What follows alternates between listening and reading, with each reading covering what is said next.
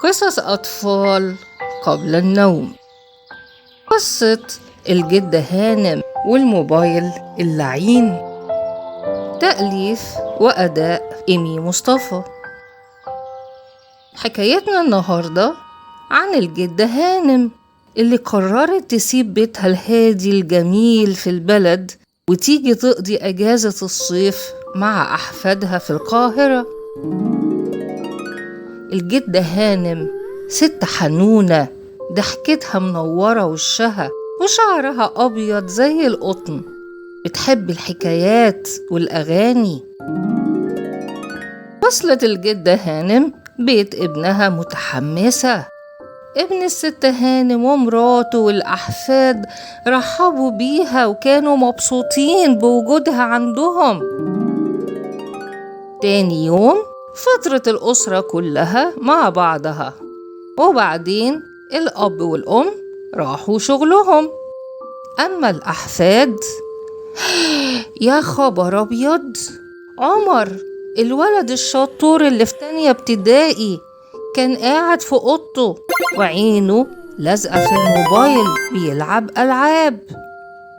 وليلى البنت الأمورة اللي لسه في أولى ابتدائي كانت قاعدة هي كمان في أوضتها ماسكة الموبايل بتاعها وبتتفرج على فيديوهات. الجدة هانم قعدت في غرفة المعيشة لوحدها قدام التلفزيون، بس هي ما كانتش عايزة تتفرج على التلفزيون، كانت عايزة تلعب وتتكلم مع أحفادها.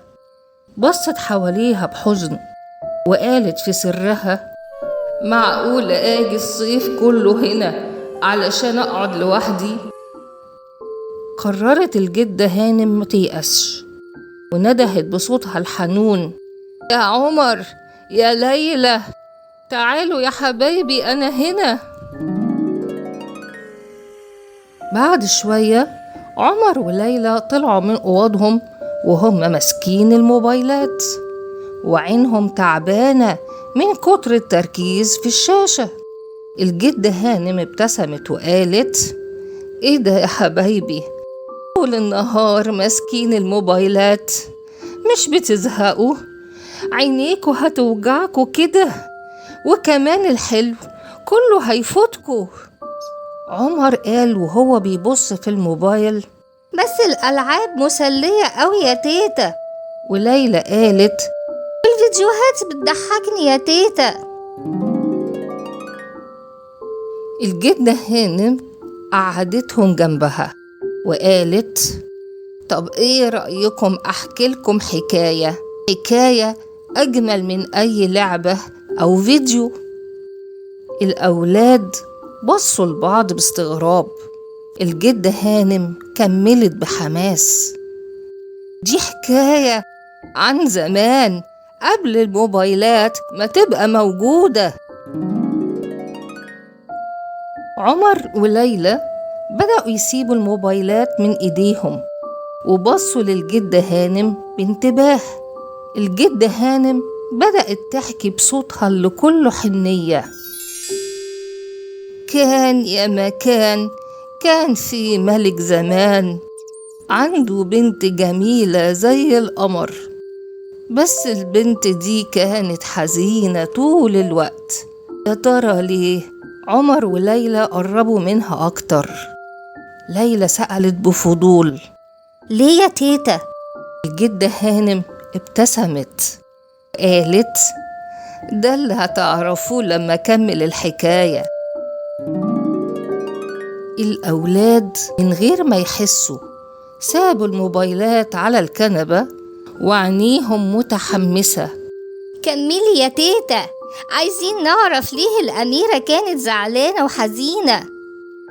تيتا هزت راسها وكملت الحدوتة وهي مبتسمة: الأميرة الجميلة كانت حزينة ووحيدة ومش بتحب تلعب أو تكلم حد في القصر، لغاية ما في يوم لقت سنجاب جعان وعطشان خبط على شباك أوضتها. صعب عليها السنجاب فالأميرة أكلته وشربته مية، وهو بصلها بحب وامتنان. تاني يوم الأميرة لقت السنجاب رجع تاني وبقوا أصحاب، وبقت مبسوطة قوي إنها لقت حد يلعب معاها ويخليها تضحك. الجدة هانم كملت حكايتها، والأولاد حواليها عينيهم بتبرق من الفضول، بيضحكوا بصوت عالي مع مغامرات الأميرة مع السنجاب، وبيسألوا عن كل حاجة. الوقت عدى من غير ما يحسوا، والموبايلات كانت محطوطة ومنسية على الكنبة.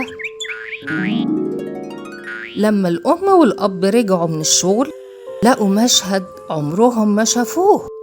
الجدة هانم قاعدة على الكنبة، عمر وليلى حواليها زي الفراشات بيسمعوا حكاياتها وهم في منتهى السعادة، وضحكاتهم مالية البيت، وبيشكروا تيتا وطلبوا منها حكاية تانية.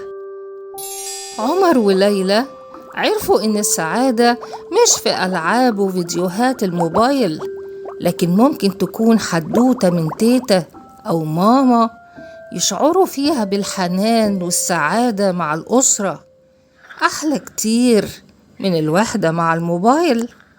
تيتا قالت النهاردة كفاية، وكل يوم نحكي حكاية، بذمتكم حكاياتي أحلى ولا ألعاب الموبايل؟ طبعا حكاياتك يا تيتا، بنحبك قوي يا أحلى تيتا. ولغاية هنا الحدوتة خلصت، حلوة مش ملتوتة، وتصبحوا على خير يا حلوين.